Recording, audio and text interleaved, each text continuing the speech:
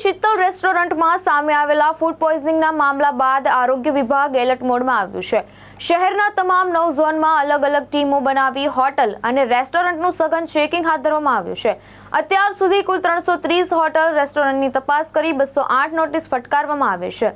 Food safety વિભાગની તપાસ દરમિયાન નિયમોનો ભંગ જણાતા 17 હોટલ અને રેસ્ટોરન્ટ બંધ કરવામાં આવ્યા છે, જ્યારે અલગ અલગ કાર્યવાહી હેઠળ કુલ 4,17,500 રૂપિયાનો દંડ કરવામાં આવ્યો છે। આરોગ્ય વિભાગે તમામ ખાદ્ય વિક્રેતાઓને ખાદ્ય પદાર્થોની ગુણવત્તા, સ્વચ્છતા અને જરૂરી પ્રમાણપત્રો સંબંધિત નિયમોનું ચુસ્તપણે પાલન કરવાની સૂચના આપી છે।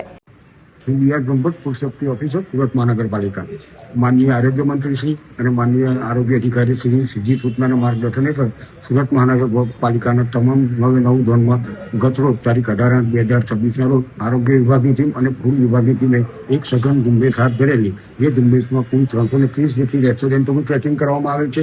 જે રેસ્ટોરન્ટોમાંથી 1641 કિલો જેટલો અખાદ્યનો જથ્થો નાશ કરવામાં આવેલ છે, તેમજ 208 જેટલી સંસ્થાઓને નોટિસ આપવામાં આવે છે અને 17 જેટલી સંસ્થાઓ કે જે હાઇજેનિક કન્ડિશન અને સિવિલ કોડનું પાલન કરતા ન હોતા તેઓને નોટિસ આપી બંધ કરાવવામાં આવે છે। તેઓએ ઇમ્પ્રુવમેન્ટ કરવાનું રહેશે અને ઇમ્પ્રુવમેન્ટ કર્યા બાદ પૂર્વ મંજૂરી ચાલુ કરવાનું રહેશે।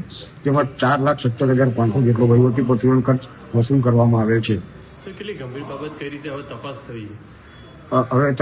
હવે આગામી દિવસોમાં દિવાળી, જન્માષ્ટમી, રક્ષાબંધન વગેરે તહેવાર આવનારા હોય માનનીય આરોગ્ય મંત્રીશ્રી અને માનનીય આરોગ્ય અધિકારી સીધી સૂચના હેઠળ જાહેર જનતા દ્વારા દૂધની બનાવટો, ઘી, મીઠાઈઓ વગેરેનો મોટા પ્રમાણમાં ઉપયોગ કરવામાં આવે છે। તેથી આ બધી વસ્તુઓ પર સઘન તપાસ કરી અને તેના નમૂના લઈ અને તે બધી કાર્યવાહી આગામી દિવસોમાં કરવામાં આવશે। ભાવેશ ઉપાધ્યાય, દ્રષ્ટિકોણ ન્યૂઝ, સુરત।